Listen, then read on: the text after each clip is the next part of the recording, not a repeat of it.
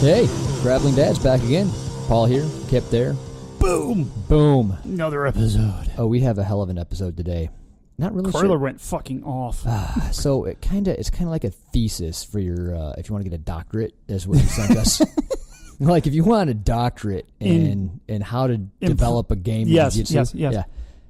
And you know what the funny part is I get this dissertation, this thesis, if you will, and then I get a text of him ashamed that he didn't get enough information in. It was like, this is bullshit. This is just tip of the iceberg stuff, and it's not all inclusive. And there's like a litany of excuses of why it wasn't 1,000 times longer than the dissertation, which it is. An hour-long show, sir. I'm like, bro, you sent me.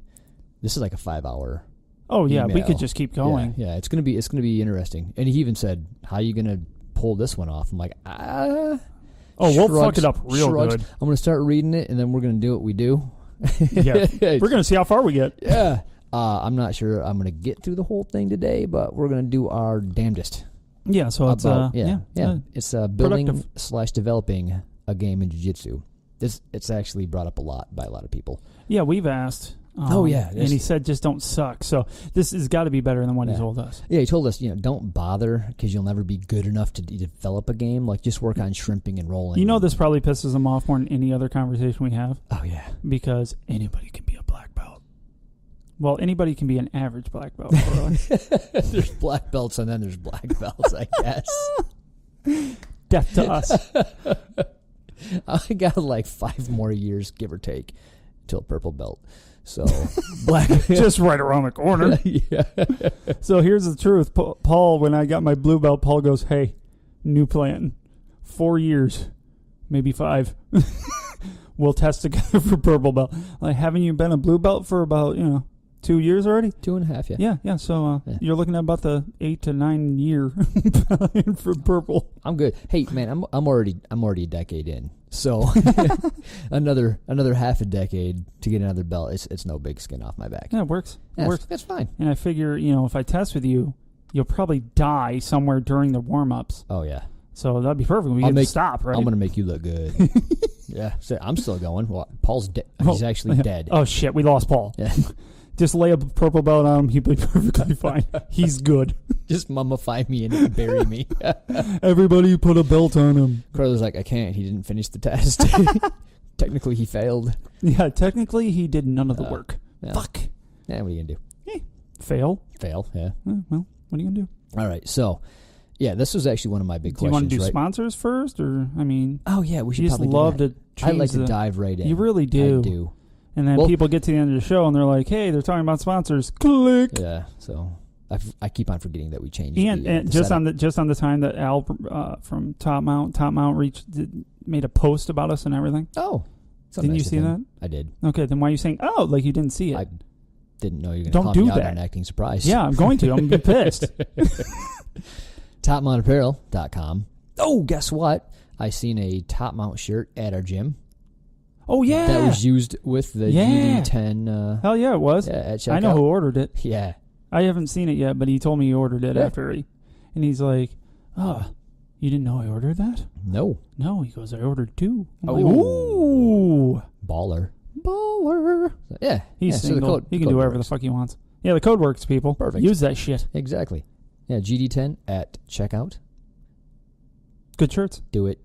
Now, do it. You'll be happy. And you'll love, read some of the stuff about their brand and what they're looking to do and what they do. Yeah, get yourself a Top Mount shirt because they have an awesome logo. And plus they have a regardless line. So what is your regardless? Like, everybody's got bullshit in their life that comes up. There's like me, I'm dumber than shit, yet I still function every day. Oh, yeah. I'm regardless. Yeah, I'm broken. Regardless, I do jiu-jitsu.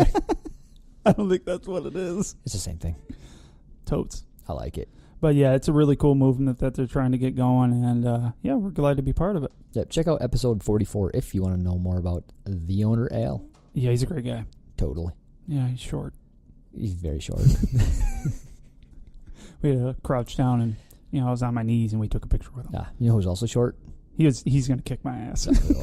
Yes, he can. Yeah, it's going to be great. Mike from Tap Tape, also short a man. great guy. Yeah, he's also short. He made a video. He's on YouTube. Dude, yeah. Search Tap Tape, I think. Yeah. On it's probably the Tap YouTubes, Tape. Yeah, the Tap Tape. Yeah, that's usually his But if handle. you want to know how to get a sponsor, the correct way and not be the super douche way. Yeah, I would do a counter video of all the things you don't want to do just for fun.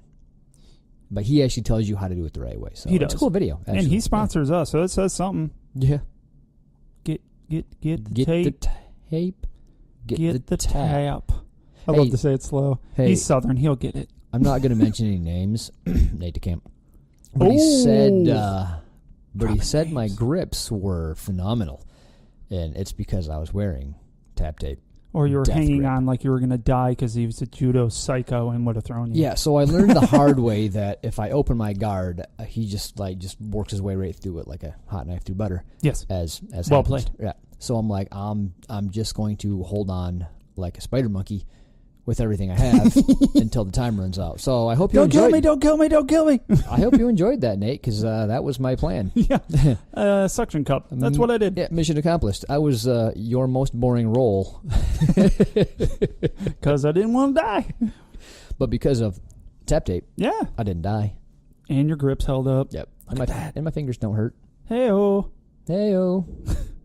Wow. We got a storm going on. We got a hell of a thunderstorm going outside. Dude, my pool is totally going to overflow. Oh, yeah, it's going to be great. It's going to be awesome. My backyard's just going to be pool. Yes.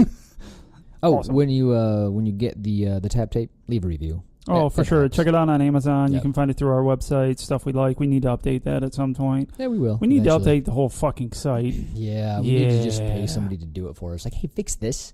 Yeah, but we have other stuff to buy that's way more fun. This is true. Mats. Mats. We need mats for the basement. True that. Yes. Holy shit, that's a big storm. I wonder if they're going to hear that on the podcast. I doubt it, but it's pretty loud. Ooh, man, it's loud as There's hell. lightning just coming around the outside of your Funsies. blinds there. Awesome. All right, so we also have... Go, Kip. Black Line Jiu-Jitsu. Get your kids in. That's the most important. You should probably join, too. No, adults. I need new people to play with. This is true, yeah. Yeah, getting bored of these people. For sure kids, though. Yeah, getting bored, yeah. I'm kind of better than everybody, so... Oh, no, I'm just so shitty. Everyone just kills me. It's like, gotcha. I need new people. You're hoping eventually a new person will be worse than you. Yeah, exactly. I like see what you're Amanda, doing. she came in and starts beating my ass. I'm like, this is bullshit. Oh, that was funny. Like, hey, the brand new white belt is already whipping your ass. It's really mean. Yeah. She hates me, though, so it's Rude. cool. It's cool. She hates me. I'm gonna... And it's my goal is to annoy the shit out of her. yeah, good goal. It's going well. So if you want to do an awesome private lesson, or if you want to do an awesome seminar, CroylerGracie.com. Oh, dude, get it. Do it. Do it for sure. Yeah. Like, don't delay. Post haste. All that Post-haste. stuff. Cheerio, pip hip. I know. It's like, where are you going there? I'm going to a little United Kingdom. Horribly, mind you. Yeah. We have a lot of listeners there. I don't do the English accent on purpose. Yeah. So I apologize for Paul. I try to do the Australian accent for Sarah, but I don't want her to hate me. Yeah, she's going to hate us bad. More than she already does. That's Don't do hard. it. That's hard to do. All She right. loves Croyler now, just like everyone else. Shame. All right. So, Croyler's pro tip. This is going to be funsies, people. And we're off. So, Paul and Kip have asked me to write up on how to build/develop a game in jiu-jitsu. This is a very complex and difficult topic. Yeah, that's why we asked you. This is because there are several factors that are outside of the realm of control, as we are all individuals. So this is a list. So this list is at best a rough outline of ideas and suggestions on how to develop a game. Things you should try to keep in mind. 1. Trust your instructor. A. You are going to their academy to learn from them, so let them teach and instruct and inspire you. B. Trusting doesn't mean not taking a role in your own education, but simply trusting your main source of education. And C, which is why researching your instructor's education and their hierarchy, that's a tough word for me, is important. So close. All right. Yeah, don't go to a crappy school. Do your research. Yeah, we talked about that, how to pick out a school. Exactly. Because it can fuck up your even continuing to go there. If you find the wrong school, really quickly, you're not going to want to go back. Yep, and there's a right school for each individual too. So if Yeah, you have they're all a lot different. of options, if you're into competitions, if you're into self-defense, if you're into just having fun, they got a school for you. Yeah, just make sure the instructor's awesome, like yours. Chad, we love you. Ish. Number 2, be real with yourself. If you only train once a week, you must understand that it will take you a much longer time to develop and come into your own game than someone that trains every day. And B, with this comes the need for patience. Be patient with your development. See, that's my issue. And that's everybody's issue, right? So the patience thing. I want to be good now. Everybody wants to be good right today. Yes. They want to get a technique, master the technique, use technique. Yeah, we actually bitch about this all the time, about how people want to come in and just, in their words, power through it. Yeah, get that blue belt. It's just really hard to do. Exhibit A, watch YouTube video, and like a simple one, like an arm bar. Cool. I can do that. And then you try to pull it off, and you realize that I can't do that. You can't do that, and you can't ever do it. Like with everybody you roll with, it's just not working. You forget the steps, and you forget what arm to grab and what foot to put on the hip. And where's your weight going to make sure that they don't roll up on top of you? Come on now. It's not easy. Yeah, people don't understand how long it takes to just get a move down, let alone a game. Yeah, well, and I get that. If you think about it, it's like you're brand new, and people are just beating the shit out of you with these techniques. And you make it look easy. Like you're rolling with somebody that's been doing it 6-8 months. And armbar's pretty well ingrained in what they're doing already, right? So it's real easy to do to a white belt that's trying to, stick their arm through your head. But where a lot of people go wrong is they'll look at their coach or some of the upper belts, and they'll either watch them or roll with them and realize that they have a plan, and they're dismantling somebody one step at a time, and they always have something they're going towards and they're transitioning to, and it's very well thought out. And then when they try to roll, they're like, God, it's clunky. Like I'm going for a move and I don't know what to do next. Yeah. And I'm holding on to it even though I don't know if I have it or not. And it feels herky-jerky. Yeah. And, so they want to develop a game plan, and they don't even have moves down. Game. To have a game plan, you must have a game. So if you're looking to develop a game, you're probably at least a year in, probably more like 2 years in. Yeah. To be fair, so when I say a decade, let's be honest, I got 4 solid years. Yeah, with your training. injuries and time off. Yeah. But so in my 4 years of consistent training that I have, I'm starting now to develop a game. Like I'm having a go-to system from each position. Now, right now, I'm working on my guard. So first thing, I had to learn how to break somebody down in my guard. Like all my training together, and I didn't even know how to do that right. That's crazy. So if that's an indication of how hard it is to build a game, I mean, think about that. Like I had a fundamental issue years in that I should have known. Yeah. So that's why you have to talk to your coach and come up with a plan. Mm-hmm. I didn't do that. I was just like, I just want to go have fun and roll. I was that guy. It's fun, but you're not going to get. You're not going to get to. If you have a goal, it's going to suck. Right. Because you're going to be there a while. Bam. All right. 3. Rely on teammates. A, they have already studied some of the things you may want to add to your future game. Ask them for help. And B, be a good training partner so that in turn they will be a good training partner to you while you are developing your game. Yeah, hard to develop a game if you don't have somebody to try it out on. Yeah. And it's hard to find somebody that you can just try it out on repeat and not have a little back and forth. So, don't be greedy. No, it's tough because both of you, whoever your training partner is, both of you want to get something out of what you're doing and make it worthwhile. Yeah. So guess what? It's a give and take, but the only problem is a lot of times you don't have a lot of time to do that give and take. So the nice thing about we had Jen and Mel on, and they're each working on an opposite part of their game, which happens to coincide with each other. Which wasn't even planned. That's hilarious. But it worked out. It worked out wonderfully for those two. So if you can work out that, like somebody is looking on how do I pass guard, and the other one's looking to how do I maintain guard. Hey, perfect. Everybody wins. Well, or you have somebody like Paul and I, where Paulie gets more enjoyment out of showing me how to do something or helping me work through it than he does really working on his own game. That's just the way Paul is. The only cool thing about that is Paul seems to pick up on shit that he can do when he's showing me stuff. He's like, "Ooh, I think I can do that." Yeah, so the nice thing about the longer I train is eventually you start just seeing stuff from everywhere. Yeah. Like, hey, at first I can only do an armbar from guard and maybe from mount. And then all of a sudden, hey, I can do it from this position and that position. I can roll and do it from here. So the longer you do it, the more you're just going to naturally see stuff. Yeah, it's crazy. And that just takes time. That just takes time on the mat. That takes a lot of rolling and experimenting and not trying to win all the damn time. Yeah, I don't know how many times I have to say this. A lot. I almost just keep saying it. Every time. Because like I was rolling and... You know, there's people that are so competitive. You can tell that, you know, I tapped them out once or twice. Literally don't even know because that wasn't really the point.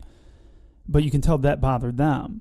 I'm like, why? I wasn't trying to. Then I realized that's an asshole statement too. I was just like, oh, that was a douche thing to say. Because I didn't mean it that way. What I meant was we were just rolling and you fell into this and I saw that.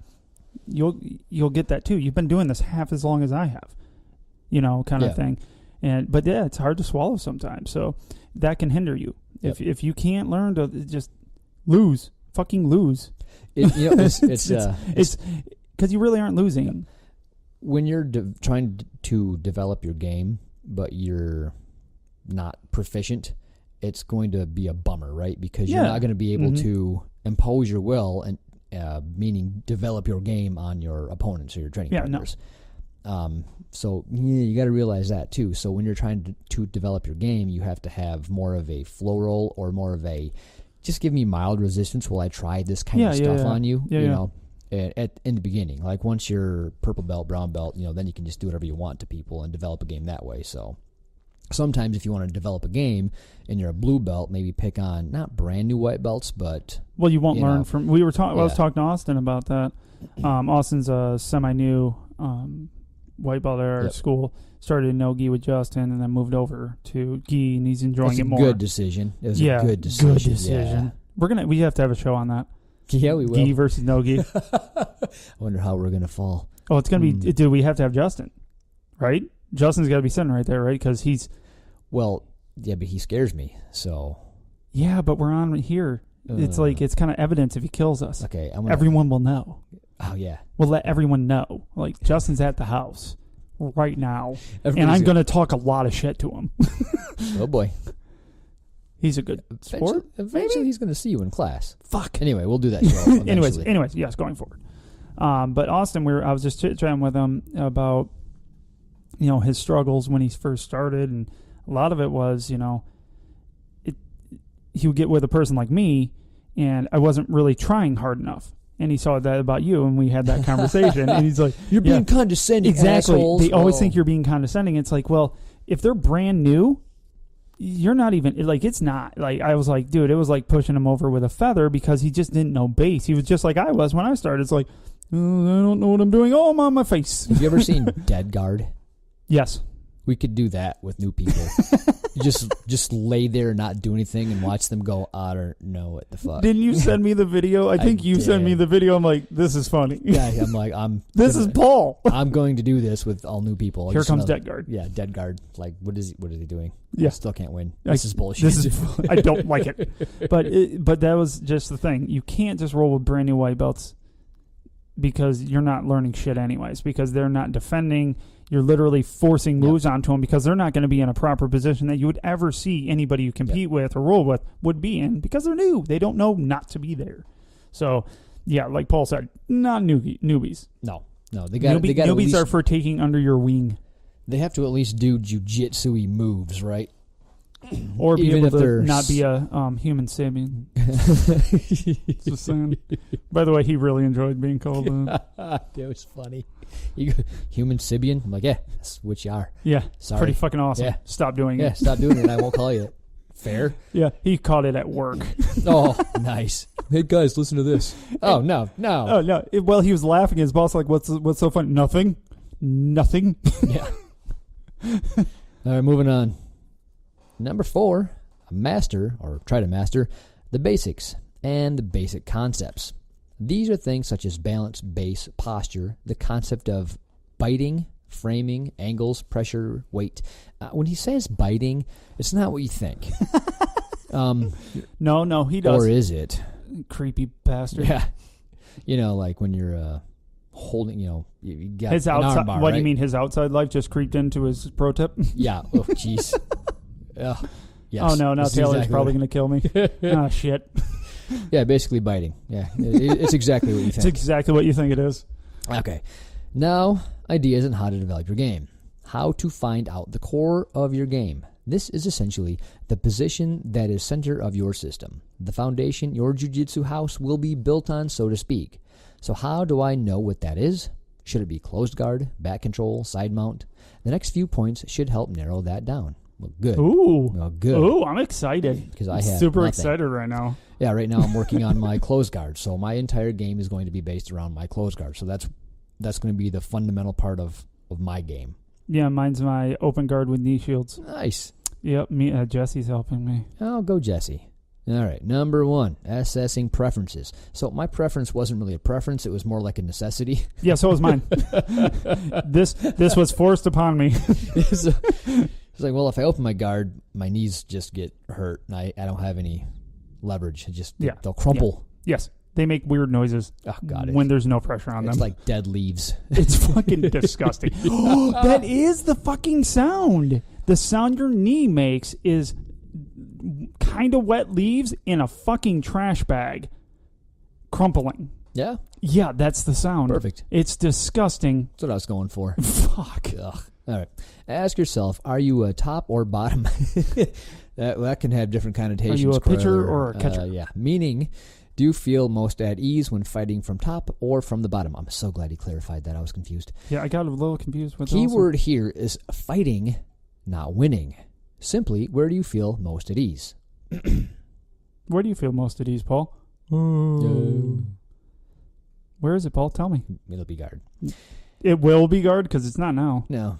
No. Usually bottom side control. I'm like, It's so I weird. don't care anymore. Fine, I'm here. This is my Yes. favorite spot to be now. People are starting to get the I'm letting the cat out of the bag here, but people know. Go north south. I'm screwed. Yeah, Like, yeah. I'm not yeah, good at that yeah. at all. You win. Instead of tapping, it's literally, yep, you got there. You win. Yeah, pretty much. Now I'm gonna have to give up now. All right, this is where it gets fun. All right, 1.1. If the answer is well on top, 1.1.1. Where are you most comfortable on top? 1.1.2. I'm not going to do this the whole time. I just want to get him the idea of what this is written. How we have this to is read written. it. Right. Yeah. Mount.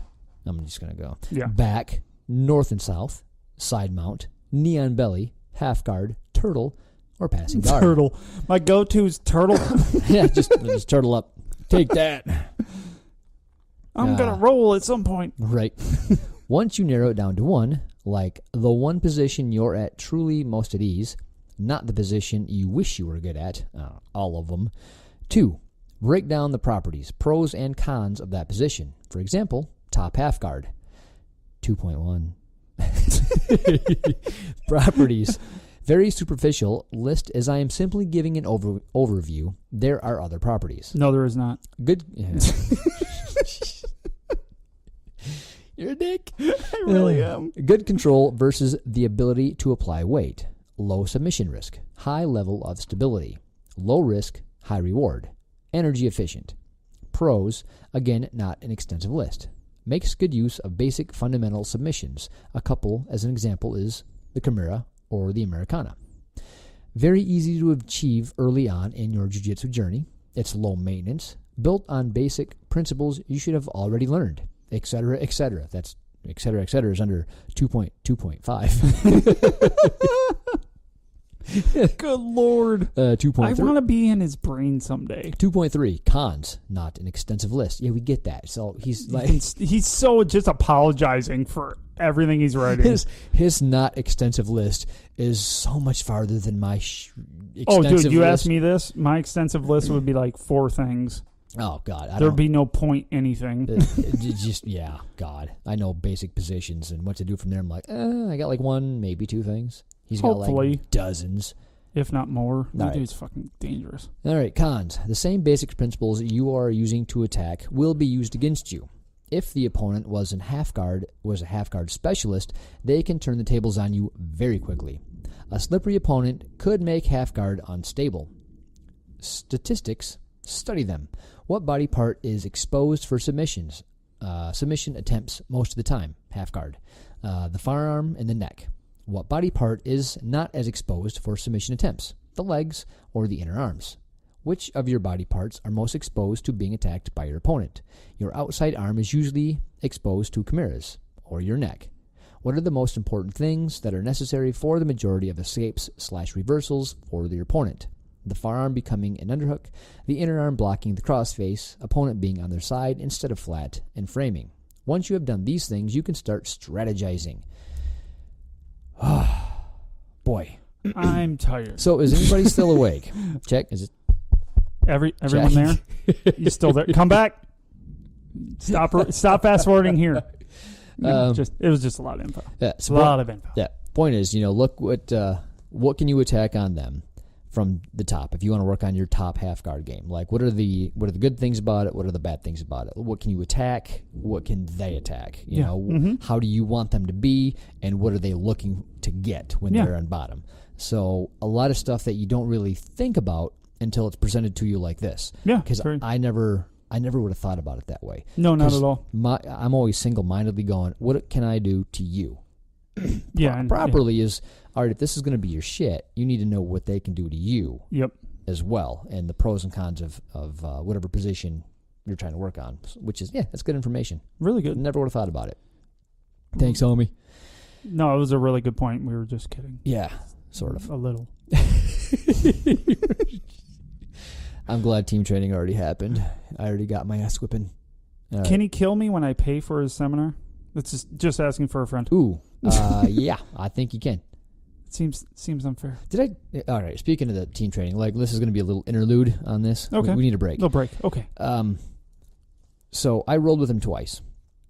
Both times I cheated my ass off. And by that I mean he called me over to roll. So I'm like, okay, hold on. And I just I took his back, which he let me do. Yes, of course. So I got my hooks in, I got nice and tight, I got the arm across, I got the good seat belt, and I got 90% of what I wanted to get. Yeah. Right. Well, really 100%. And so I am in the best position I can be in, and I did everything but just sink in a choke and then say go. Yeah. And he goes, and he just asked me, "Do you have everything you need?" And I'm like, "Yeah, we can go now."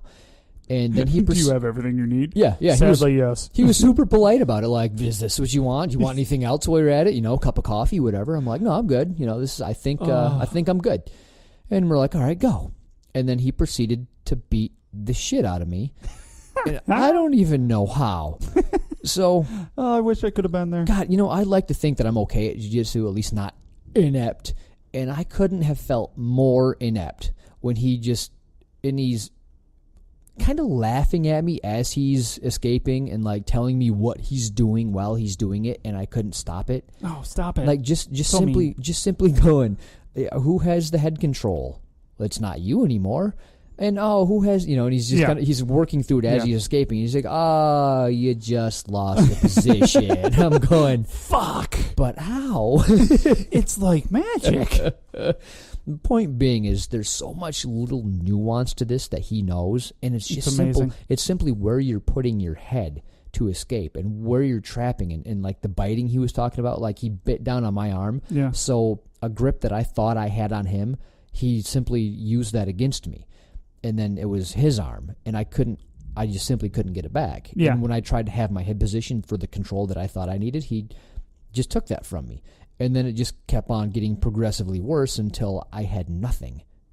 I'm like, God damn it. So, of course, second time, I'm like, all right, I get it. I know what he's trying to do. I got this. So I got the position only better, and usually I don't like clamp down real hard, right? So I'm like, I'll get the position, but I'll be loose. No, the second time we rolled, I'm like, this is a fucking clamp. I'm getting back again, but this time it's on.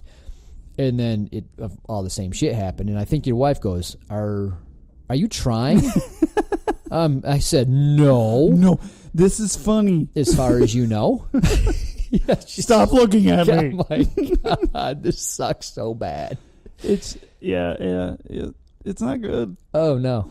Oh, and then in between the last time we saw him in here, he just rolled with no big deal, a bunch of black belts down in Brazil. Yeah. So sure that didn't help his game at all. Yeah, it's fun when they say he looks so bored. I'm like, well, it's because he is. He is bored. What's he supposed to look like? Yeah. I don't know.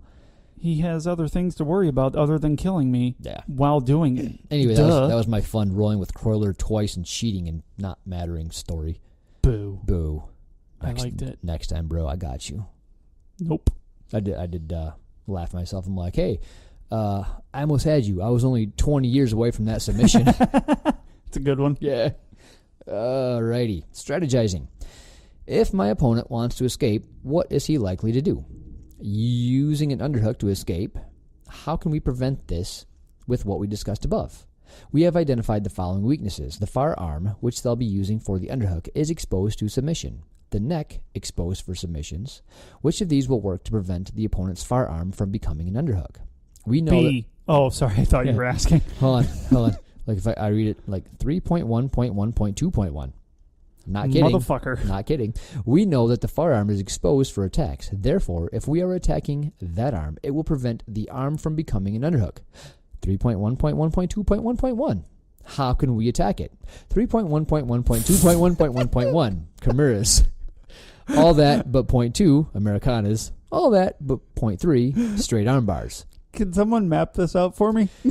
Oh, man. Like I said, if you're writing notes and you're looking to build your game plan, this is the shit. Oh, no, it's amazing. It's amazing information. When you're trying to make a podcast out of it, it is the opposite of amazing. It is, I'm being submitted via words and information. I can't win.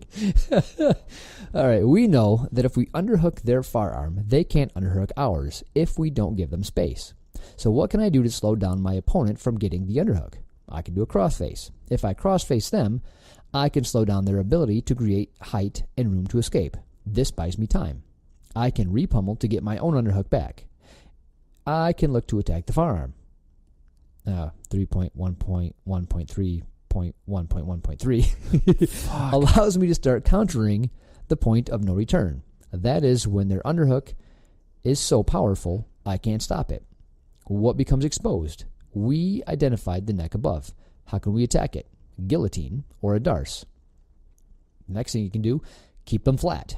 Keeping them flat keeps their underhook weak and keeps the opponent with very limited overall range of motion. How do I do that? Control the hips, keep their hips flat, and pin down to the mat. This will buy me time. I can then repummel to get my own underhook back. I can look to attack that far arm. It allows me to start countering. God you damn motherfucker. You knew he was going to do it. I did too. You fucking knew it. I did. That was Croyler asking, how is it going? Well, Croyler, I'll tell you how it's going. 3.1.1.3.2.1.3.1.1 is what I'm on right now. We identified the neck above. 3.1.1.3.2.1.3.2. How can we attack it? Okay, you get the idea. Yes. Guillotine or darce. Preventing frames from occurring, eliminating space between the opponent and I will prevent their ability to get on their side to create strong frames that would create space for the far arm to become an underhook. Wow.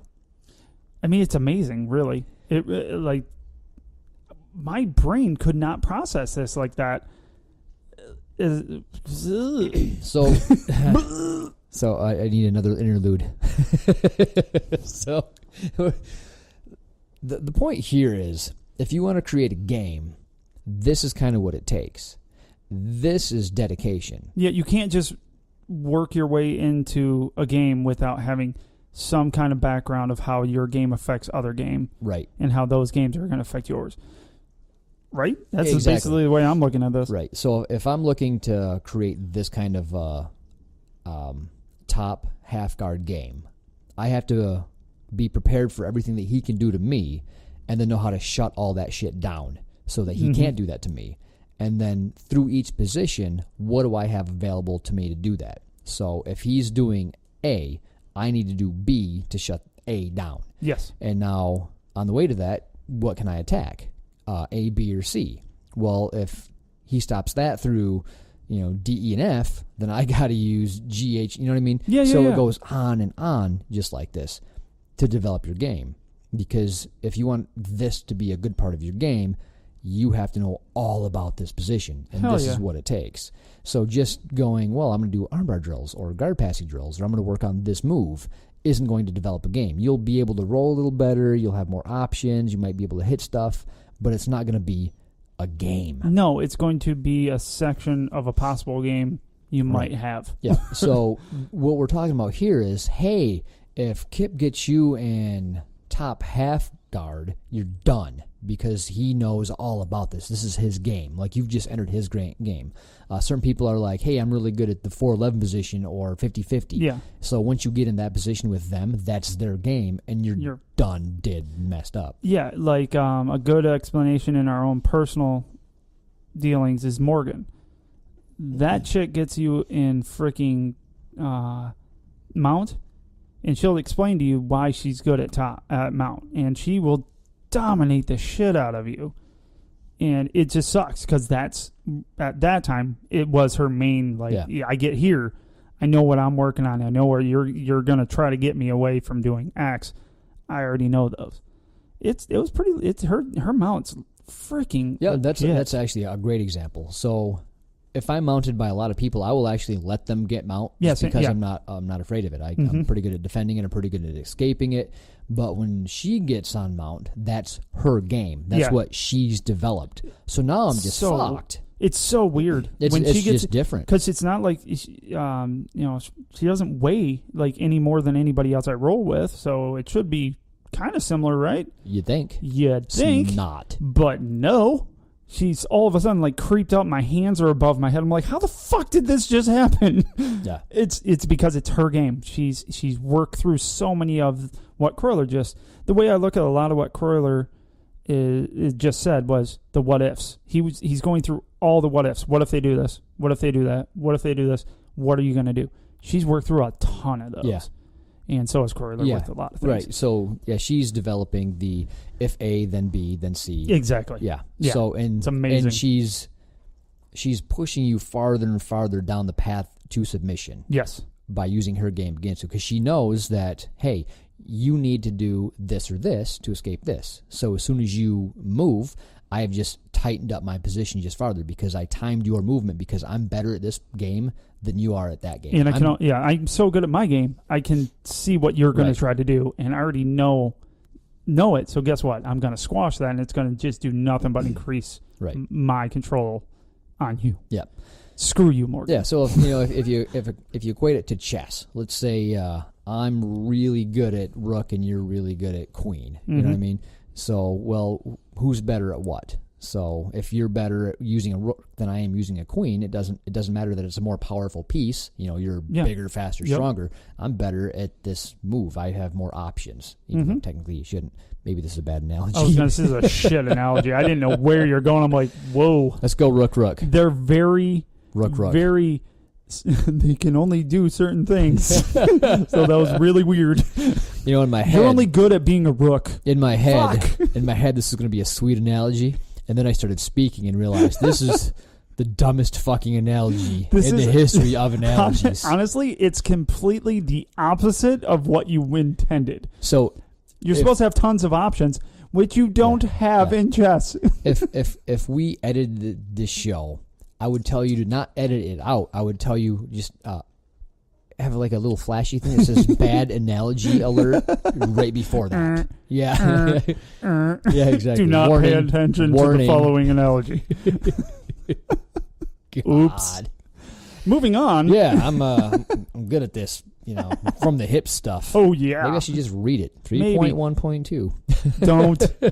All right. If you don't read it, it makes sense. When you start reading the numbers, I'm like, all right. Did he write a textbook? All right. The opponent will use their inner arm to block your crossface, so that they can get on their side and fight for the underhook. See 2.3.4.2 above. This is hilarious.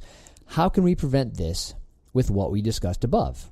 We already have identified that if they are flat, they have a limited range of motion. If they are flat, then just re-pummel the crossface. We have discussed that if we already have an underhook, then blocking the crossface is largely just a band-aid, as their purpose for blocking the crossface was to ultimately get to their side to frame to fight for an underhook. Then it just becomes a matter of repummeling the cross-face arm. If we attack the far arm, they cannot afford to block/frame against your crossface, because if they do, you'll have two arms attacking their one far arm. All stuff I never would have thought about. No, not even a little bit. I need to write this out on a whiteboard. You need a lot of whiteboards. Oh, God, I would. Markers are plenty because they just run the fuck out. So on this one email, it literally gave me like a year worth of stuff to work on. Like if I wanted to go, all right, cool. Just from that one position. Dude, you gave me a plan for a top half guard game plan, right? Plan. Yeah, amazing. So you gave me a game plan, and it, as limited as you say that it is far superior. Than I would not want to roll with this person. No. At all. If this is limited, this is high level limited shit. Damn right it is. But yeah, so studying this, it would take a year minimum. Oh God, minimum. God, it seemed like it's more than that to me. Yeah, it's amazing. Yeah, plus, but it just speaks to what you need to know to really have an actual game. Paul and I do not have that, evidently. No. Not surprising, really. Yeah, neither do a lot of people. So that's when you see, you kind of separate the wheat from the chaff, if you will. Like you'll see the high-level competitors, the high-level athletes, the high-level teachers. This is what they do.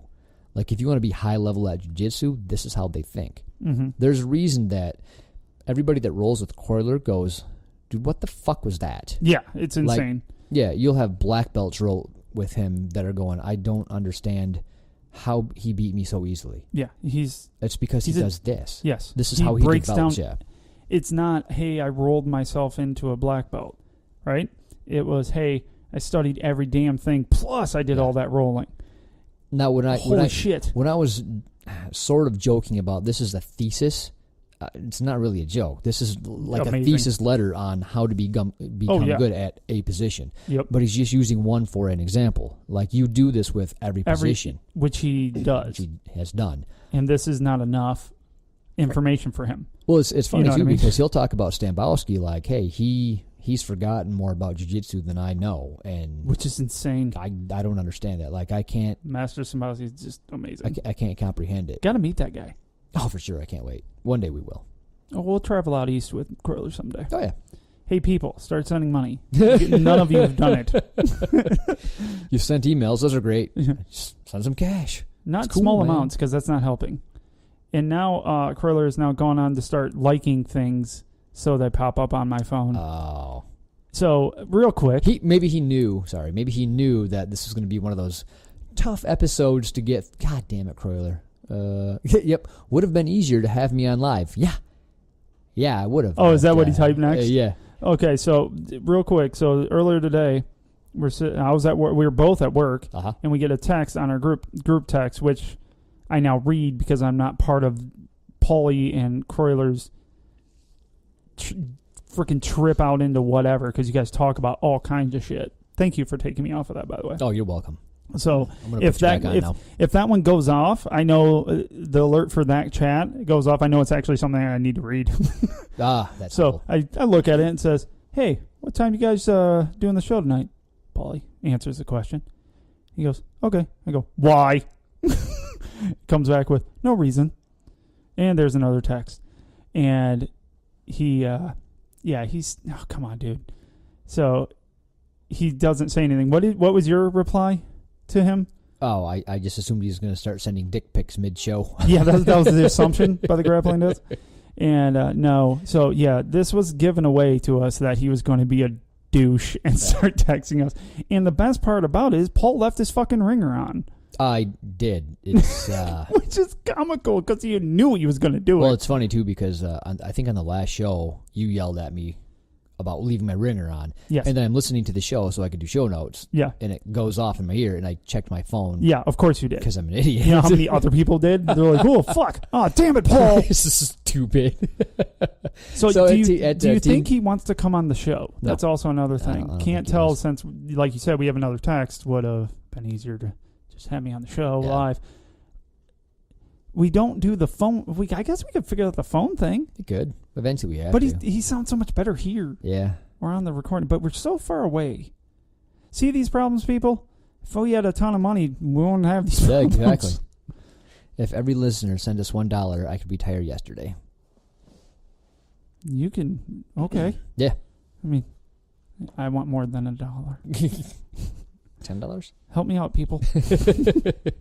I need cool stuff. Yeah, he actually mentioned at team training, he's like, how are you guys going to do this show? Yeah, we're not. Yeah, we weren't really sure, and we asked for it, so it had to happen. We're gonna gut through it. So I just can't. I simply can't read any more of this. Because they get the idea. I mean, they really do. So you really should understand where he was coming from by now. Yeah, and if you don't, well, too bad. What we can do is we can post this online eventually. Yeah, we'll post. Yeah. Because it's amazing, unbelievably amazing. And it really is. Yeah, and we give Curler a lot of hassles for the stuff that he writes for us, but that's just for fun. Yeah, because what he gives you guys on this show and that we murder is amazing information. Yeah, it's worth its weight in gold. It really is. It really is, and this is actually probably some of the best he's given us. It's just like he said, it's too much to get through. Right. So we're not going to get through it. Yeah. so after many 4.1.1.1.1, it's this is not an extensive list. Yeah. Yeah, we caught that. Gotcha. Caught that. Thank you. All right. You then must take each new issue/finding that is disturbing your map for your game and develop a map on how to beat that particular issue. Then you must tie that new map to your old one, effectively growing your overall map of your position. Completing your research. Impossible. This process never ends. Well, if it did, it wouldn't be fun. No. Yeah. That's why jiu-jitsu is fucking awesome. Exactly. Yeah, if you ever think you're going to be like, oh, I'm good now. Compared to what? You know what I mean? Yeah. Okay. Once you have a thorough, solid roadmap for a position, you must start taking all the principles you learned, discussed and identified in Section 2, and start applying to entirely new positions, not just techniques. So you take everything you learned about frames, angles, etc. from half guard top and start applying to, as an example, top side mount. Start leaving your comfort zone. Start finding ways to go back to your map for your desired position, half guard in this example. Furthermore, start finding ways to back and forth your entire desired map without thought. This way you can create a cyclical position where you can recycle all moves and waste nothing. Create a map for how to get back to your desired position. That's a good one. Ooh, that one hit me too. I was like, ooh, that's good. It's funny because I'm working on my guard, but with certain people like Morgan, I have a really, really hard time getting her in my guard. She's really good at staying out of my guard. Staying at range but not giving space. I don't know how she pulls that off, but she does. Yeah. Crazy. So, yeah, part of developing your game is being able to get in that position in the first place. Yeah, even with no matter who you're rolling with. Precisely. Rinse and repeat. Do steps 1 through 5 for every new position you are developing. This will create a comfort in all the positions in jiu-jitsu if you are diligent, disciplined, and focused. This process takes time. Kip failed already. Kip fail. A lot of time. Give yourself time. Don't be in a rush. Yeah. So I read about half of his dissertation on how to develop a game. Yes. Like it's too much for this kind of podcast, and it's probably already read too much for this type of podcast, if we're honest. But you understand the idea. Like, I really want you to get the idea of how good people develop a game, or how an average black belt does. Yeah, just the average black belt. But it really leads. Gosh, you guys are missing out if you have not done a seminar with this guy. Port City BJJ is in for a fucking treat because he's amazing. You're going to learn a lot of shit from a lot of different teachers, but I don't think there's very many that do what Curler does. So in that kind of breakdown just does not happen. I mean, it probably does, but I can't see it happening with that many people. In the last seminar, he actually did a little bit of a flow chart on here's the move we're working on, and it flows to this.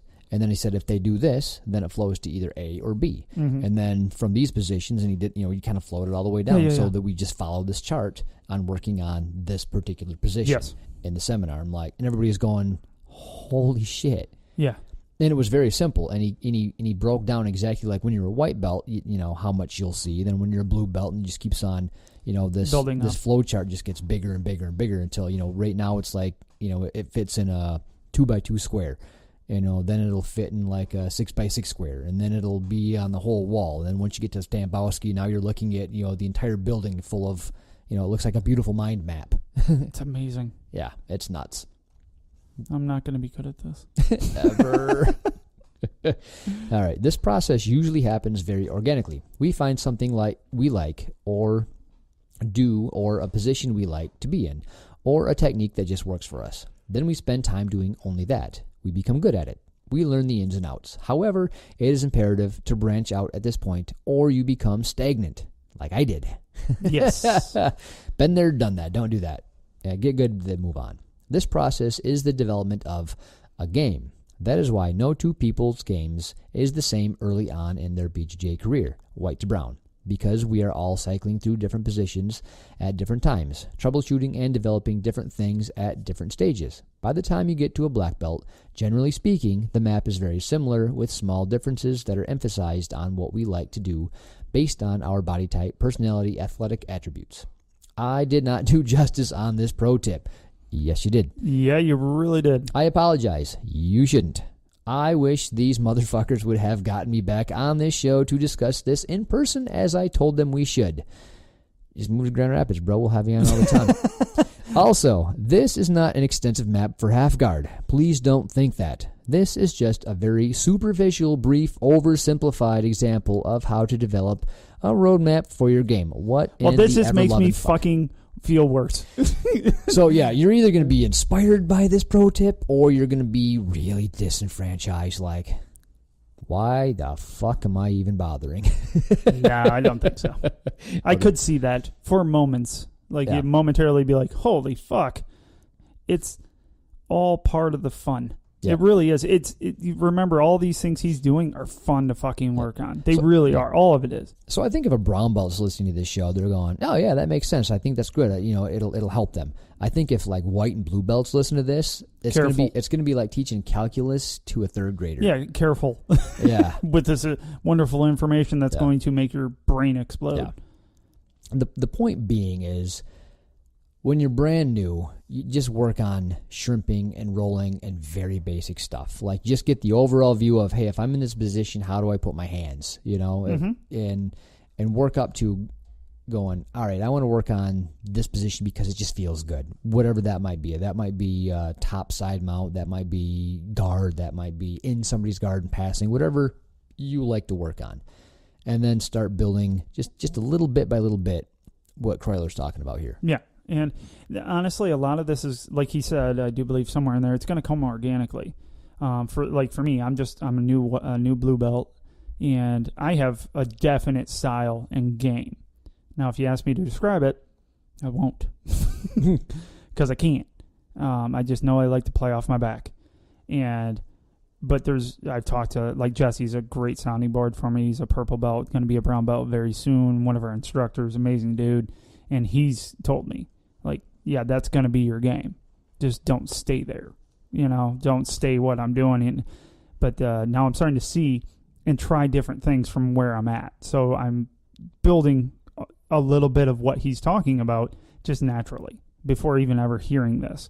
I'm going, okay, well, last time I tried this move, it didn't work, and they did this. So now I need to figure out what I need to do to either get this to be completed within that same space, or what am I going to roll to as a secondary option? Right. And a third option. So, very cool, but don't get overwhelmed, because it's definitely something that's going to come organically also. It's just your mind's going to do it for you. It's a lot of it. Okay, I got an analogy. Oh, shit. This is going to be great. I so like it's when ducks are swimming in a pond. Hold on. Their feet are moving, but they aren't. I can feel it. Oh, wait, it's backwards. I can feel it. So it's like vacation. Oh, God. Hold on. Okay. Waiting for it. It gets better. It's fun anyway, right? You're on vacation. You're not working. You're having a good time. You're going to get to where you're going to go. You're going to see some stuff. You're going to learn some stuff. But if you have an itinerary, you're going to see so much more, because it's all planned out step by step. So then you see more because you know exactly where you're going and when you're going to be there and what you're going to do, rather than just kind of wandering around aimlessly. Is that better? I mean, it's better, but could you guys hear my eyes rolling? Because it hurt a little. All right. Yeah, that was better, though. That also sounded better in my head. Yes, it was better, certainly better than the first one. It was more accurate. Way more accurate. The last one was quite inaccurate. Yeah. This one was accurate. I like it. It was much better. And let's be honest, some people don't do well with itineraries. They just want to wander. I don't. That's fine, right? Yeah. You know, that's cool. So if you're having fun, you're going to pick up on stuff. You're going to get better. It just takes time. It just takes rolling. You're going to get better. Mine's going to take longer. The route that I'm taking and the way that I learned jiu-jitsu, my route's going to be longer than most. Than a lot of people. That if you can take notes and you can dissect, pretty much dissect each part. And Jesse's amazing. His notes are amazing too. Well, Jesse is this kind of itinerary guy. Oh, for sure. This is probably gold to him. Like, yes, this is awesome. Morgan, same way. She takes notes. She's very articulate. She works on a game and aspect amazing, of it. Yep. But for people like you and me, we're like, this is a great idea, and I wish I could do that. I'm not going to be able to complete that task. Right. You know what? I kind of want to. But I will use the hell out of those people that use the roadmap. Right. I will use the shit out of those guys. I kind of want to. I'm going to give this a try, actually. I'm going to start to try to take notes and try to develop a game plan from guard. Okay, I'm going to keep sticking to my dumbass wandering. Right. Well, I'm going to do a experiment, like a little before after. Like, all right, I know how I normally progress, right? Very slow and cathartically. But I'm going to see if I can do it any faster if I feel a difference by writing notes and doing little hierarchy, brain map or whatever you call it.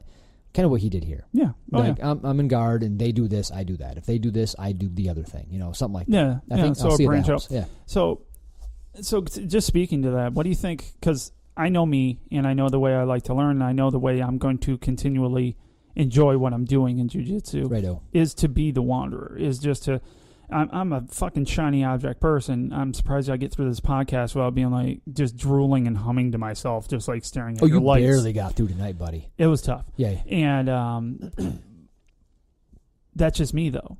And I don't think there's a lot of me out there. I know there is. Oh, for sure. There's a lot of people that just would rather roll the way, not even roll, just roll. Because I love our drills. It gives my body getting used to doing it because and Kriller's going to fucking murder this comment. And this whole part, he's going to be like, "You're so full of shit. You're never going to be good. Why are you so stupid?" But I feel that's how I learn, especially in jiu-jitsu. I think that's why why I got so hooked on it and so quickly got hooked on it, is it was the first thing I could do, any sport that I've ever tried, that I can feel it. I can feel the way to move, and I can feel how moving this way is so much better, more efficient than this way. I have to feel it, or you could tell me 18 times, I won't get it. But if you show me 3 times and I can feel it, then I can start to build on it and get it. And Paul can tell you that's how I learned, because that's how he's had to show me. He used to go, "Well, do this, do this, do this." I'm like, ha ha, what? Yeah, unless I pointed it out when you were doing dumb shit, yes, you weren't getting it. I had no clue what the fuck you told me. I was a flaily white belt. Like, I swear, I blinded at least 3 people with my fingers flying every which direction. Always a good time. Yeah, great time. Sorry, everyone. And then it was just one roll with Paul. I know we've had that story before. One roll with Paul, and he goes, "That's it right there." What? You're fucking freaking out. And I'm like, no shit. And I saw it. Finally, I'm like, yep, I felt what I was doing. I don't think I did it again after that, just because I finally knew what the fuck he was talking about. So all the things prior to that he had shown and done with me came in, and now those made sense. And now I had that complete puzzle to go, flaily white belt. Gotcha. And that's just how I learn. I don't, like, notes. I didn't take notes in school. Ever. Not me neither. I couldn't. I would take notes. Like now, I'm a banker, so there's a lot of training and things I have to know. Well, fuck. They're like, if you're not taking notes, you're not going to pass this class. Well, fucking passed that class, didn't I? Took 0 notes. Occasionally I took a note so my trainer wouldn't be like, fuck, are you not paying attention? And most of the note was like, scribble, scribble, bank, scribble, scribble, money. Because it's just not how my brain works. And so everybody out there, you can be like me. It just expect it's going to be a harder road. Yeah. And I do. I know it's going to be a harder road for me. Well, there's people that are cut out to be engineers, like Croyler, that can do this. And Jesse. Right. Yeah, exactly. Yeah, they have a mind that works this way. Yeah. Not everybody's mind works this way. However, if you can implement even a little bit of this into your wandering mind, I'm sure it would help. Well, and that's it. It doesn't have to be, and that's what I'm doing. Like I said, it doesn't have to be notes and broken down piece by piece. Curler's going to tell me it does. And I love that I know him well enough that I know every time I fucking say something that he's going to hate. I always look forward to the text. Oh, yeah. This should be a great one. And 3, 2, here it is. Yeah, there it is. And the episode's up, and Curler's yelling at me. Rightfully so. Yeah, oh, yeah, for sure. If you learn a different way like me, and you just need to feel it, fucking go with it. But you do need to be able to look at what you're doing and feeling and knowing how that's going to, like I said, how their game's going to affect yours and how your game is affecting theirs and how those two have to intertwine together.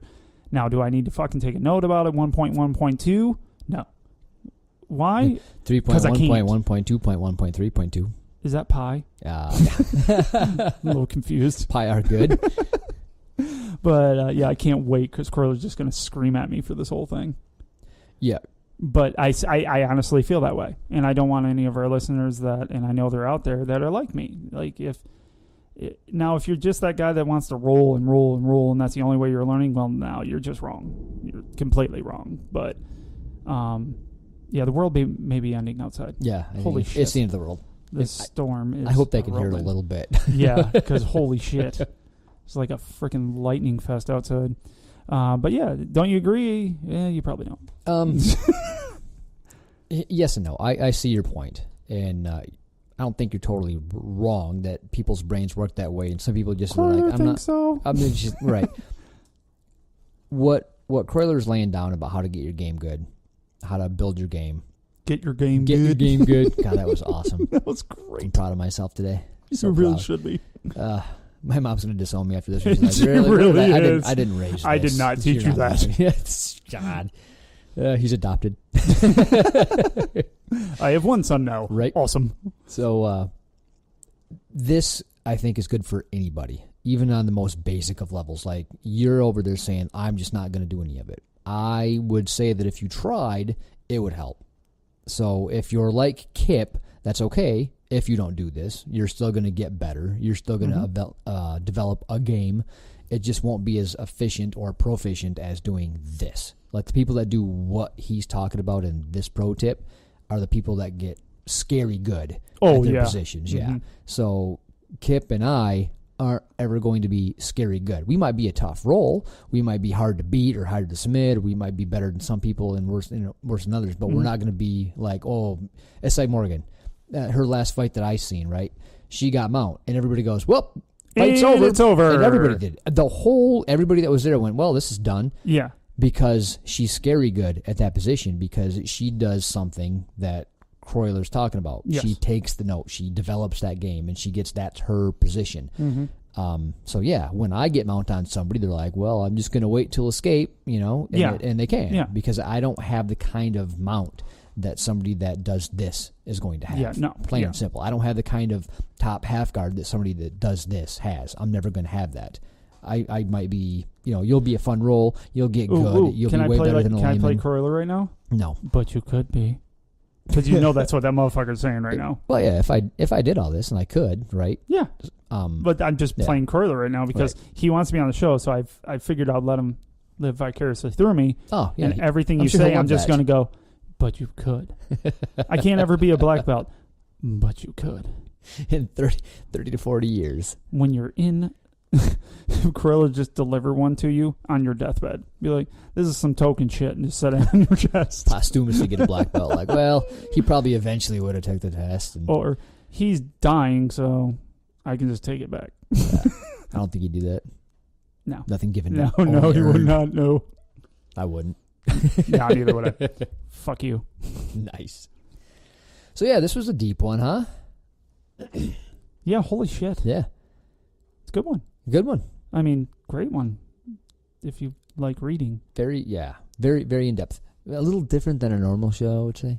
Because it was pretty technical. Yeah, and we didn't rip it apart because it was kind of hard to. Yeah, it was very technical. He tried to fuck it up himself by texting. I know. Jeez, just interrupt it mid-show. Hey, how's it going? Well, it's going on 3.1.2.1.5. So take that. But, yeah, it was good. And looking forward to more pro tips. We do have to have them on. I hate the remote.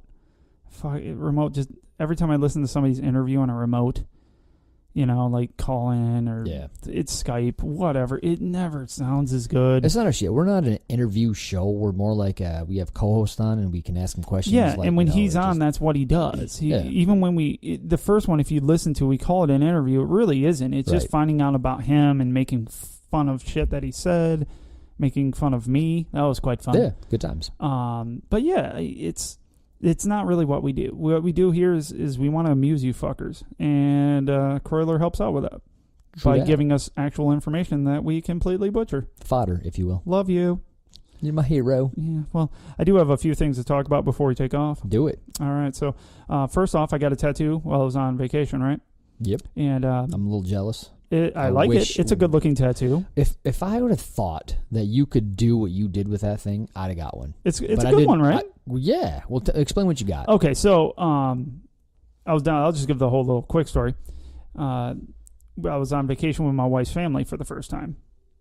Father-in-law really went out of his way to do stuff for us. And while we're down there, he's like, I want to get this tattoo.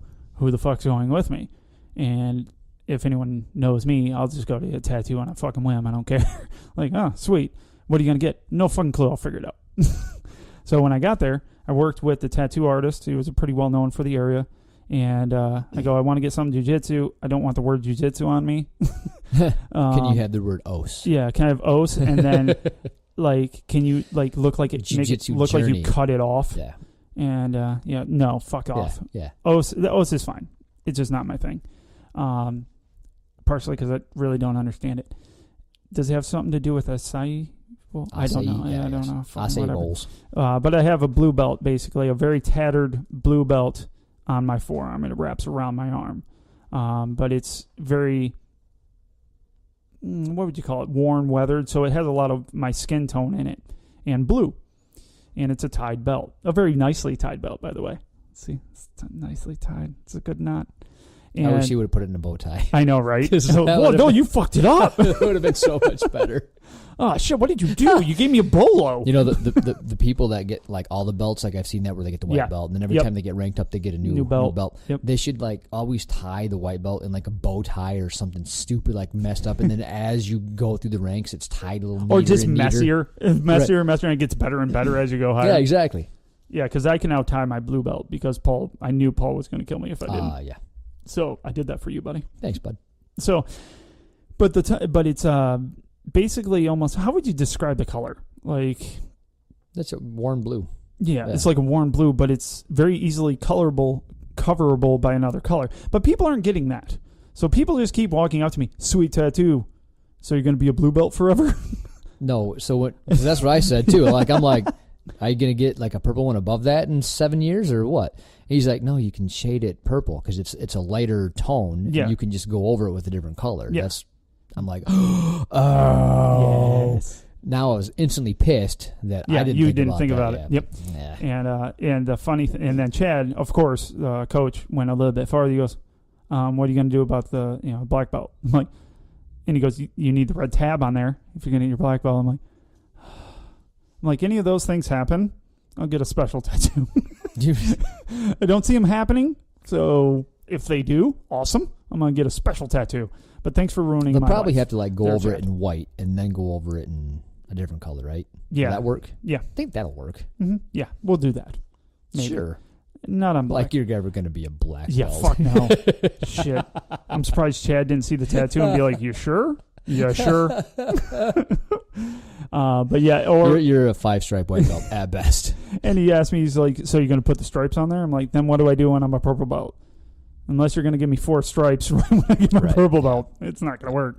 But yeah, the thought behind it's pretty cool. I like the tattoo. I've gotten a lot of. Yeah, I think it looks sweet. But it's pretty funny that everyone keeps going, so you're just a blue belt now forever? Sure. Sounds good. There's something about the blue belt. It's just it's that first milestone. It is. It's a big one. It's that first step where, hey, I know shit. Yeah. I can handle a layman. I can protect myself. You should. Yes. That's the idea, right? But it's one of the biggest deals, I think. It is. I mean, it's amazing when you get it. It's because I'm not a very sentimental person. I'm not the kind of person that's going to get teared up over something like this. And I didn't, but I could definitely see how people do. Like, I wouldn't knock any single person for doing that. It's just not my thing. I'm not a very overly emotional person. Yeah, but it meant a fucking bunch to me when I got it. And to have Croyler being the person that gave it to me and Chad standing right next to him, it's pretty fucking cool for me. And so it was amazing that my blue was amazing. So me to get it tattooed on me, and if it does stay blue, I'm pretty proud of it because this is going to be a big portion of what I am. And so I'm good with it. Yeah, I mean, you've already dedicated a bunch of time to get that blue belt. Yeah, so. and you can't take it away from me, Chad. You can't. You can't. You can't do it. Don't do it. So it's mine. Yeah, it's part of who I am. So it's awesome. And and I'm getting another tattoo next week. Getting the black line tattoo. There you go. On my foot. Nice. Brian Williams, if you're out there, if you want to come, the appointment's at like 6. Nice. In Holland. Holland. Yeah, that's where my tattoo artist is. Ah, gotcha. So, I thought you were going to the one in Grand Rapids here. Yeah, Pincushions Tattoos. If you're ever in West Michigan, awesome dude. Dude named Brett owns the place, and he'll be helping us out with our tattoos. He doesn't tattoo anymore because it's a really successful shop, but he's going to do ours because he's a friend of my wife's and I's. We got a few of compadres that are blue belts that are coming finally. I get to watch a person get their first ever tattoo. Ooh, nice. Dan. It's going to be fucking awesome. Oh, no kidding. Yeah, it's going to be great. So I'm going to tell him it doesn't hurt. It's going to be so much fun. It doesn't hurt at all. When my wife and I were getting tattoos at the same time, and I got mine first, and by the way, Paul has 0, and he went fucking balls to the wall and covered his whole bottom part of his forearm on both arms. Yeah, both arms. Yeah, as a matter of fact, they looked at me at the shop. They're like, "So your first tattoo, you're getting 2 huge ones." Like, yeah. Yeah, I guess. Okay. So I'd never had a tattoo. I didn't know what to expect. So they got down, and it doesn't feel the greatest, right? So it's just like it's like somebody's scratching you really hard. I'm like, God, and I got hours of this shit. Oh yeah. So it was like 6 hours of sitting there just getting tore up on my arms, and it's not like an unbearable amount of pain. You don't have to make the pain face, but I'm like, fuck, it gets man. annoying. It's super annoying. Yeah, I'm not a fan of it. I'm like, whatever. But I'm trying to make sure that I don't give anything away because my wife was going to go next, and I was going to make sure she went through with it. Yeah. Oh, you're doing this shit. Yeah. So I was waiting in glee when she got hers. I'm like, oh, I can't wait to see her come out of the chair. Like I can't wait until she just goes, oh my God, it hurts so bad. She didn't care, did she? Dude, she gave 0 fucks. Yeah, Jen doesn't give any fucks when she gets her tats. I mean, she didn't wince, flinch, nothing. I'm like, you took all my fun. Yeah. All of it. All of it. Gone. Yeah, well, so anyway, she's tougher than me, but everybody probably knew that anyway. Yeah, we knew that anyways. Yeah. Way to go, Pointless Coley. story, but... But no, it's true because my wife got a tattoo on the bottom of her toe. Ooh, that sounds like it's really painful. It's not. She didn't even blink, and it goes away in less than 2 weeks because you slough that much skin off your feet. But really? He put he goes, I always want to put an ant on someone's foot. And she's like, try it on me. Didn't care. I mean, there's a lot. It kind of makes sense because there's so much callous skin. One, but right? No, that was a freebie. That was the one like, this ain't gonna last. That'll Let be me $50. try it. What the fuck? But no. But so looking forward to that. That's a rite of passage thing in our gym is to get on your right foot. So Paulie will never get it. I'm gonna get mine on my face. Yeah, like Mike Tyson. Like Mike Tyson, right on, because it's a cool tattoo, just right on my face. So what do you think here? So it's a flat black line head that we get. Mm-hmm. I'm gonna spruce mine up. Like I'm gonna have a little shading in it because, I want to give some depth. Yeah, I'm gonna give it a little more depth. I think Chad's gonna kill me. Make it look 3D. It's your body. Yeah, but that's kind of where I'm at. Like I want the black line because I love the symbol and it's a big part of my life. Yep. Most of my friends currently are from there. I'm forced to hang out with Paul. You took that like the BJJ life to a whole new level. Fuck yeah! Like it became like you did this, and then your whole world became BJJ. Especially because your wife does it and your kids do it, so it's literally everybody. It's everything I do. Yeah. So my wife doesn't do it, and she can't really relate at all. So I still have like outside of jiu-jitsu friends. Yeah. And you like don't anymore. I don't. Just like if you don't do you don't do jiu-jitsu? What's your name again? Yeah. We have nothing to talk about. No, I do have Brent and Heather. Hey, Sooner I will get his ass in the gym, though. Yeah? Oh, yeah. Good luck. It's happening. I'm trying to get him to move to the south side, and that'll be a lot easier. It is so hard to get people to join. It is. People are all scared and wusses. Yeah. It's not They're bad. like, "That it's super fun. Doesn't look like fun at all. Well, you're wrong. Yeah. It's awesome. Yeah. Everyone that we've met, like, we've had so few people try it for like a week and stop. Really. We have a lot of people come in for a longer period of time, and then leave. But the problem with that is like you go to take a break, which Croyler makes a really good point. Don't take a fucking break. You know, you can't. You can't take a long break because guess what? You ain't coming back. It's so easy to just for quit. A long time. It's so easy to go, I don't want to hurt and be sore right now. Well, I get that. Yeah, but we've discussed this quite a few times. Like a lot of people that join are like, "Oh, this is the best thing ever." They go 6 days a week, and then their joints go, "What the fuck?" And they just all break down, and things start to get hurt. Like you're like, "Oh, it shouldn't have hurt, dude. It should have." Yeah, but you're constantly abusing those joints. Sooner or later, it's going to give. And we've told Paul and I are like the poster children for that in our school. We're like, you come too much. Stop. Like you need to slow down so you can keep coming for a long time. Because Josh in our gym, quiet dude, twice now. I do believe he comes in full bore again, and then he ends up hurting himself, and he's out for a while. Could be wrong, probably right. Probably more right than wrong. Yes, and don't fucking hurt yourselves, people. It's super fun, and everyone should do it. Yep, ease into it. Yes, yes. If you like, you're gonna want to go all the time, fucking 5-6 days a week. You are going to want to. Don't. Because you're gonna burn bright and burn fast, and guess what happens to those people? You burn out. Especially when you roll to win. Oh yeah, don't do that. If you're the kind of person that rolls to win, and you try really hard not to lose, even, and you're just hanging on to stuff and grabbing people's heads, is a natural grabbing thing. your own arms, that's hard on the joints. It's really, really hard on the joints. It is, and you don't realize it until it's almost too late, till you're like on the brink of hurting yourself, and then you start getting real sore. Yeah. Pro tip is if you feel like you don't have any place to go, like everything's locked down, you're stuck, and you're hanging on to something so it doesn't get torn up, just tap, just verbally tap. Say, hey, I don't know what to do. We can start over. I've done it. I've done it like with Chad or somebody's got me so tied up. I'm like, I don't know what you have. I don't think it's anything because I'm not hurt, but I cannot get the fuck out of what you're doing. And then I have them show me. But fuck yeah.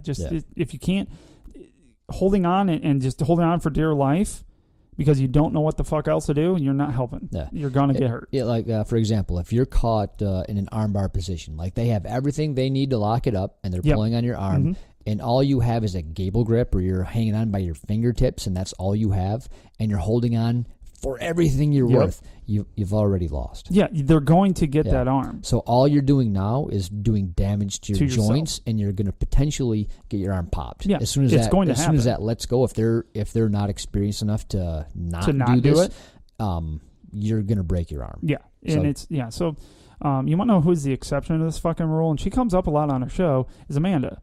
You want to know why? And I just realized this as you were talking. Amanda's an amazing new white belt that we have.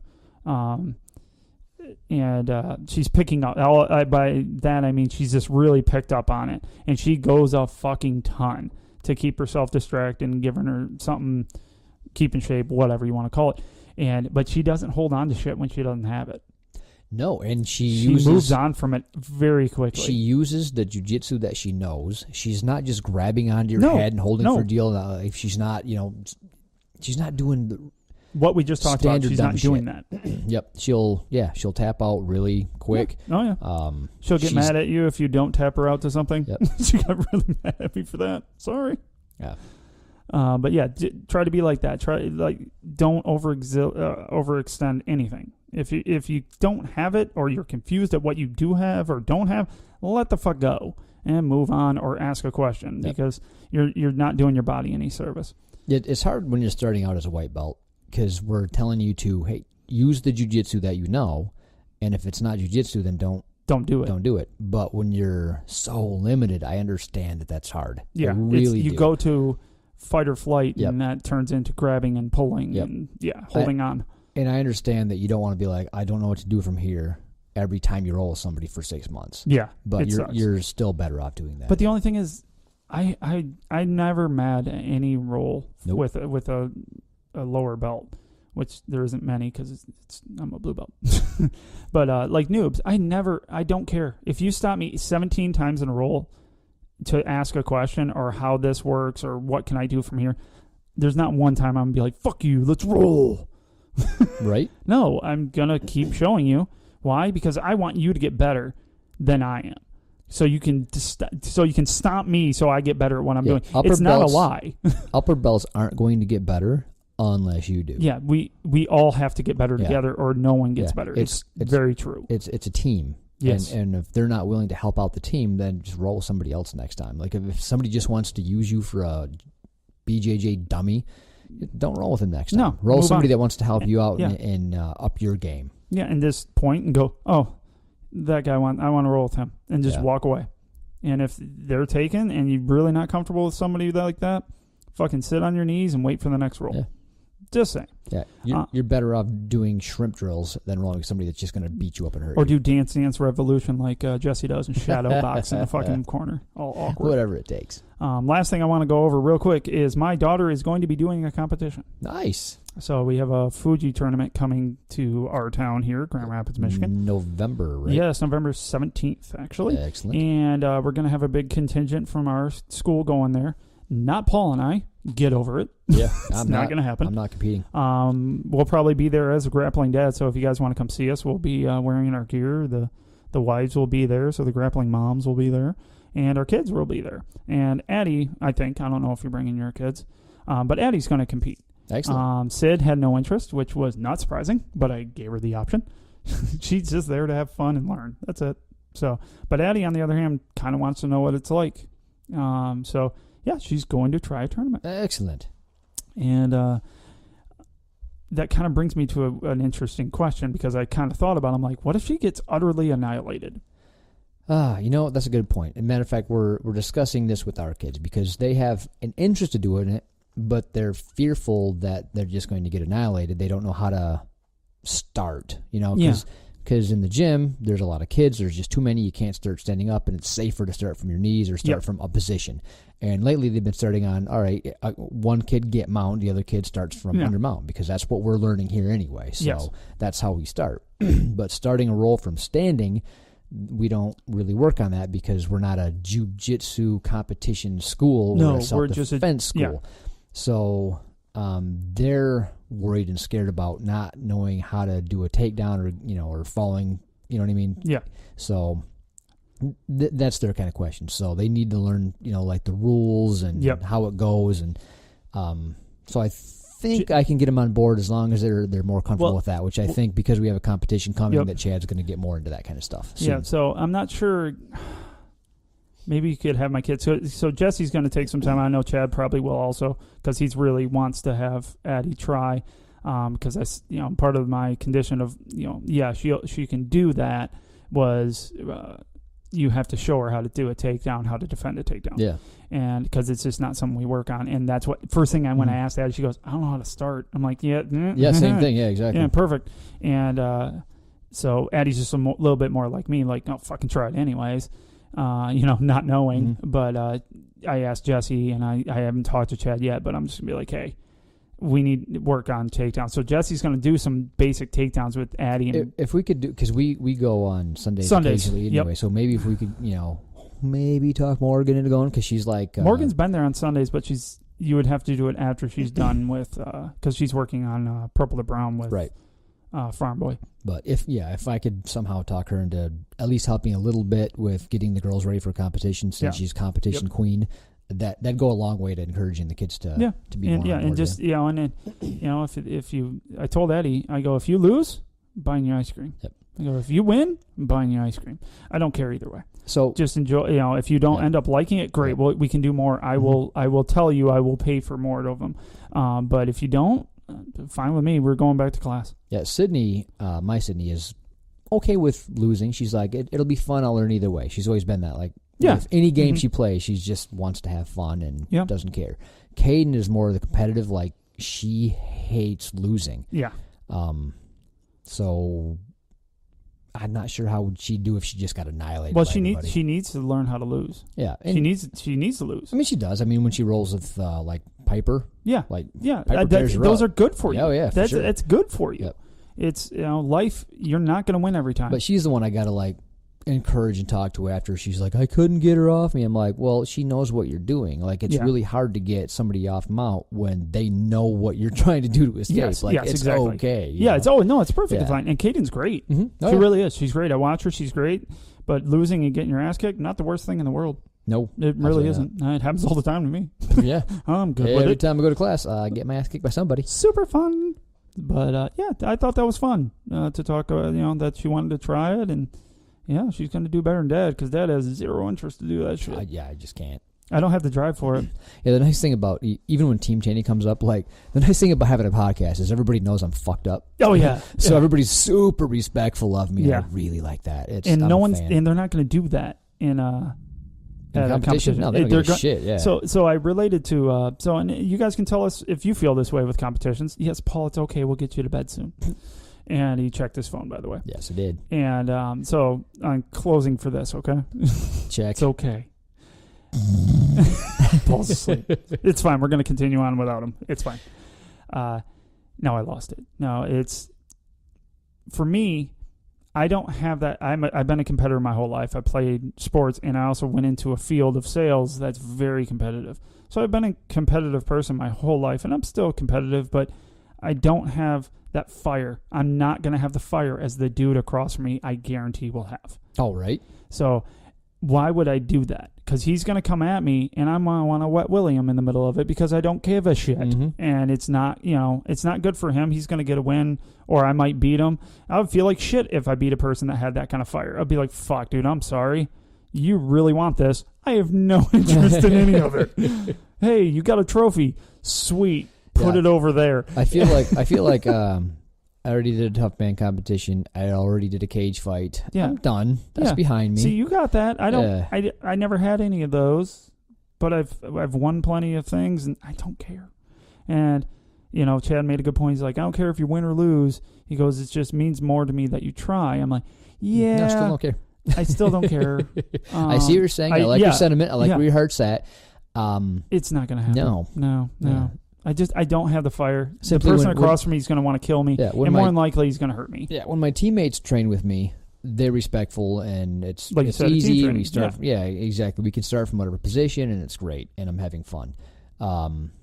I can't be thrown down. I no. Yeah. You should see his face when somebody does it lightly. Yeah, it just doesn't go well, and he knows how to take a fall. He does break falls. Doesn't help. No. It's just you do a quick stop on Paul. Yep. Paul quick stops. It's one of those things where like I'm the only one. I have a stay-at-home mom.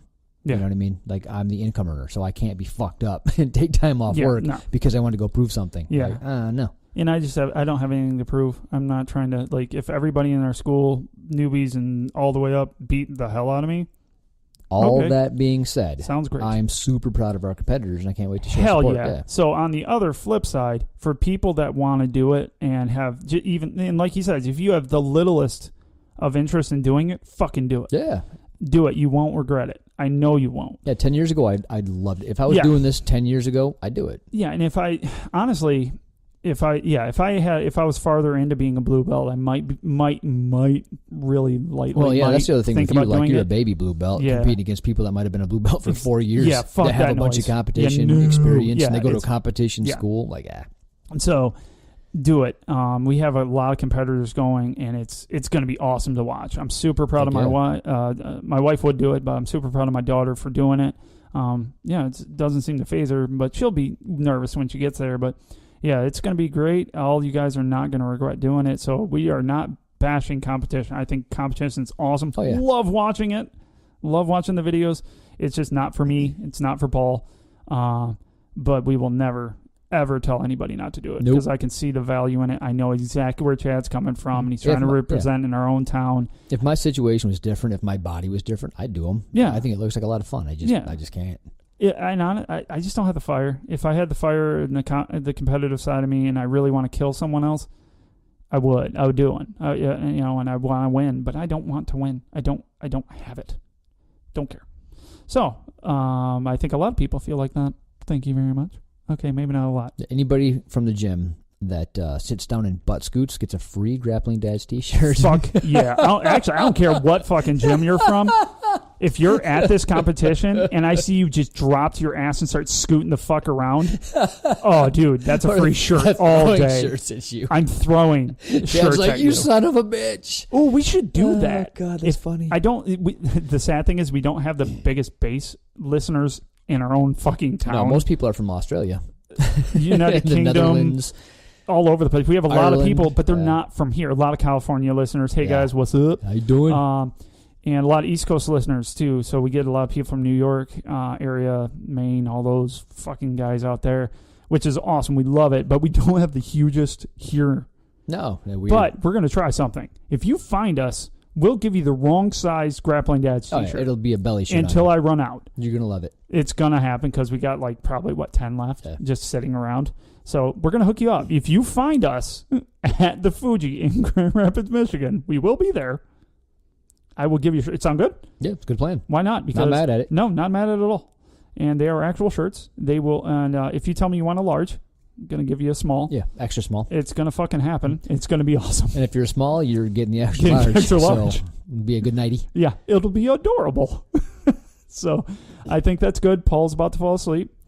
Yeah, definitely do the like, share, follow, all that kind of fun stuff. Yeah, please, we appreciate please it. Find us. Love the emails, by the way. Keep sending those. Yeah, keep them coming. Love hearing them. Love doing our email shows. So if you got an email question or just want to talk on and hear your name on here. It's funny, the favorite part of the show has become the fans. Like, they're really is. Cool. Yeah, I did not see that coming. I didn't either. I just thought, I want to speak in front of a mic. It'd be kind of fun. You know, I've always wanted to do a podcast. But yeah, for sure.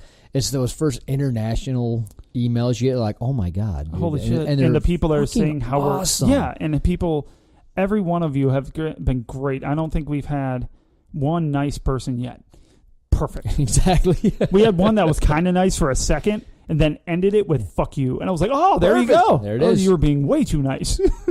But I love that you guys are so engaged with us and you like what you hear. So please tell others to find us. If you're not telling your gym to do it, do it. Yeah, if you have any questions, comments, concerns, stories. Hey, you want to talk about how great your gym is, fuck it, I don't care. Send it on. Send it. Yep. Love it. Like it. Share it.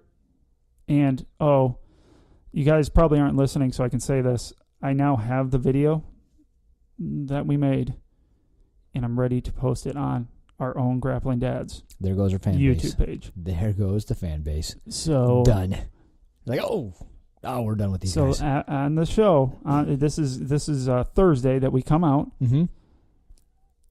There will be a video on YouTube on Thursday. On Thursday, it's already actually loaded. Oh, I just haven't released it yet. So, because Mel, our video producer, sent it over to me, so I do have it. And so it will be up there. So on Thursday, when you're listening to the show, you can search Grappling Dads on YouTube. I do believe I'll have to test that. And you will find a video. It's called The Proper Way to Start a Roll? It is. And by proper, we mean, well, not. The Grappling Dads proper.